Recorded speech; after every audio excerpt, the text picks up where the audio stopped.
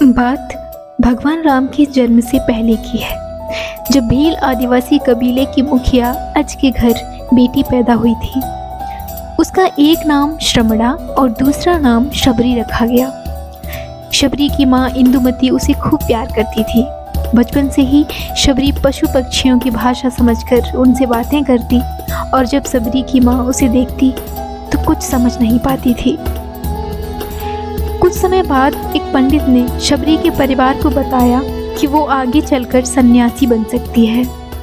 इस बात का पता चलते ही शबरी के पिता ने उसका रिश्ता तय कर दिया। जैसे ही शादी का दिन नजदीक आया, शबरी के घर वालों ने खूब सारी बकरियां और अन्य जानवर घर के पास लाकर बांध दिए। एक दिन शबरी की माँ जब उसके बाल बना रही थी तो उसने माँ से पूछा, इतने सारे जानवर हमारे घर क्यों लाए गए हैं? माँ ने जवाब दिया, बेटी तुम्हारा विवाह होने वाला है, इसलिए हम लोगों ने इनका इंतजाम बलि के लिए किया है। तुम्हारी शादी के दिन ही बलि प्रथा होगी और फिर इनसे स्वादिष्ट भोजन बनाकर सबको परोसा जाएगा। यह सब सुनकर शबरी दुखी हो गई। काफी देर तक शबरी ने उन जानवरों को आजाद करने के बारे में सोचा। सोचते सोचते शबरी के मन में हुआ कि अगर ये जानवर यहाँ नहीं होंगे तो इनकी बलि रुक सकती है। ऐसा नहीं हुआ तो मेरे घर से कहीं चले जाने पर बलि रुकेगी। जब मैं ही नहीं रहूंगी तब न विवाह होगा न बलि प्रथा। इससे मासूम जानवर बच जाएंगे।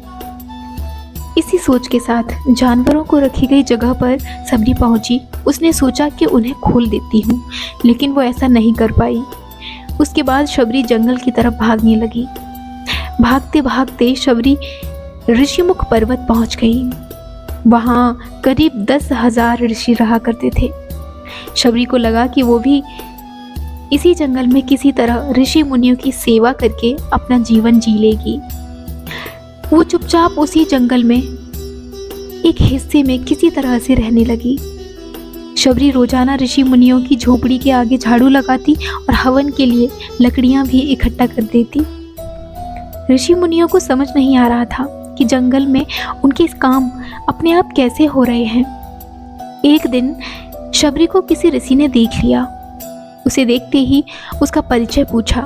जैसे ही शबरी ने बताया कि वह भील आदिवासी परिवार से संबंध रखती है तो उसे ऋषियों ने खूब डांट लगाई। शबरी को इस बात का बिल्कुल भी पता नहीं था कि उसकी जाति छोटी है और उसे ऋषियों द्वारा जाति की वजह से अपमान सहन करना पड़ेगा। इतना सब होने के बाद भी शबरी हर ऋषि मुनि के दरवाजे पहुंचती और उनके आंगन में झाड़ू लगाकर उनसे गुरु दीक्षा देने के लिए कहती। हर कोई शबरी को उसकी जाति की वजह से अपने आश्रम से भगा देता था। ऐसा होते होते काफी समय बीत गया। उसके बाद शबरी मतंग ऋषि की कुटिया में पहुंची। वहां पहुंचकर मतंग ऋषि को शबरी ने बताया कि वो उनसे गुरु दीक्षा लेना चाहती है। उन्होंने खुशी खुशी उसे अपने गुरुकुल में रहने दिया और भगवान से जुड़ा ज्ञान देते रहे। शबरी ने भी अपने गुरु मतंग ऋषि की सेवा करने में कोई कसर नहीं छोड़ी। वो गुरुकुल के भी सारे काम करती थी। शबरी से खुश होकर मतंग ऋषि ने उसे बेटी मान लिया था। समय के साथ मतंग ऋषि का शरीर बूढ़ा हो गया।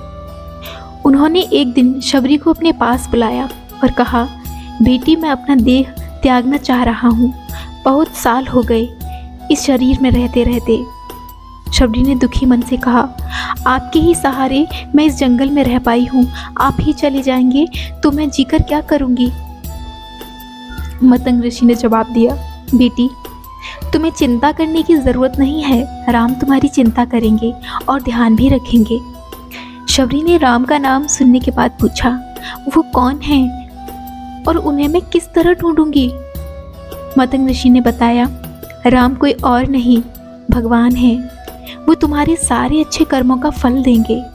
तुम्हें उन्हें ढूंढने की कोई ज़रूरत नहीं है। वो एक दिन खुद तुम्हें खोजते हुए इस कुटिया में आएंगे और तुम्हें उनके हाथों ही मोक्ष मिलेगा। तब तक तुम इसी आश्रम में रहो। इतना कहते ही मतंग ऋषि ने अपना शरीर त्याग दिया।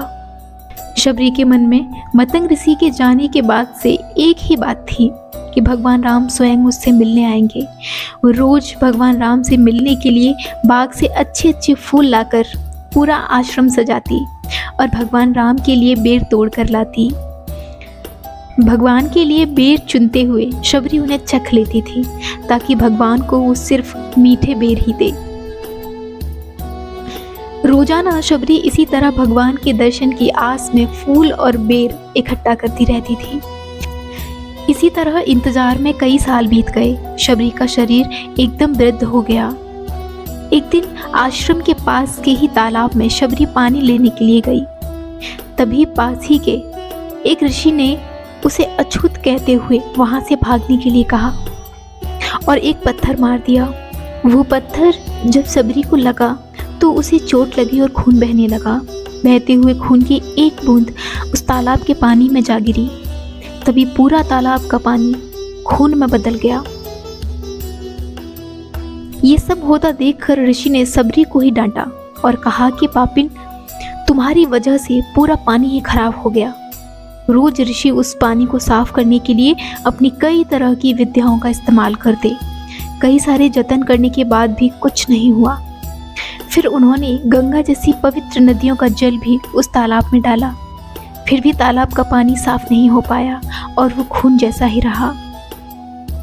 कई सालों तक तालाब के पानी को साफ करने की कोशिश के बाद भी कुछ काम नहीं आया तो ऋषि ने थककर सब कुछ छोड़ दिया। इस घटना के कई सालों बाद भगवान राम अपनी पत्नी सीता के हरण के बाद उन्हें ढूंढते हुए उसी तालाब के पास पहुंचे। ऋषि मुनियों ने उन्हें पहचान लिया। भगवान को वहां देखकर ऋषियों ने तालाब का पानी साफ करने के लिए भगवान को अपने पैर उसमें डालने के लिए कहा, लेकिन पानी जैसे का तैसा ही रहा। ऋषि मुनियों ने भगवान से भी कई अन्य जतन करवाए, लेकिन वो पानी जस का तस खून जैसा ही रहा। तब भगवान ने ऋषियों से पानी के रक्त में बदलने की कहानी पूछी।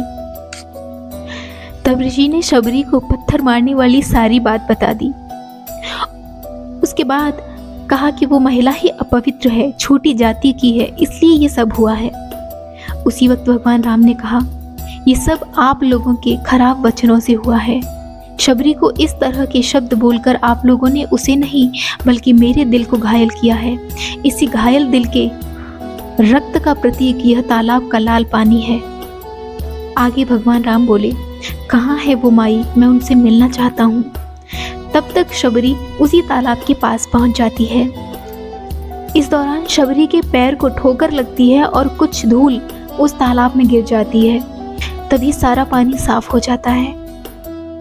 भगवान सबसे कहते हैं कि देखिए, आप लोगों ने क्या कुछ नहीं किया, लेकिन पानी साफ नहीं हो पाया।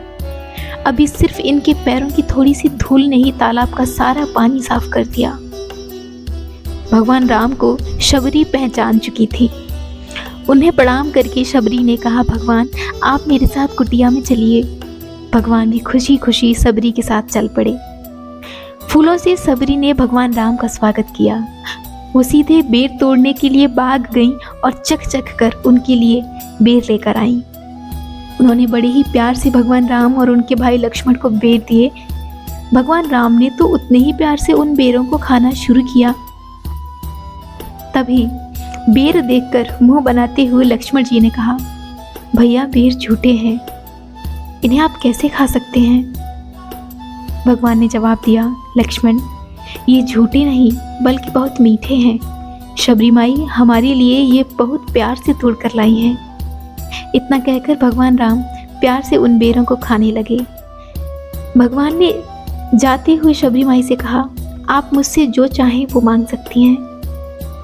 शबरी ने उन्हें कहा, मतंग ऋषि के कहने पर मैं आज तक सिर्फ आपके दर्शन करने के लिए जी रही थी।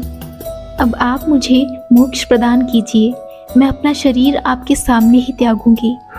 उसी वक्त शबरी ने अपना शरीर त्याग दिया और भगवान राम ने अपने हाथों से उनका अंतिम संस्कार किया और माँ सीता की खोज में आगे बढ़ गए। इस तरह से ऋषि मतंग की बात सच साबित हुई और शबरी को भगवान राम के दर्शन भी हुए। तभी से भगवान राम को शबरी के राम भी कहा जाने लगा। राधे राधे।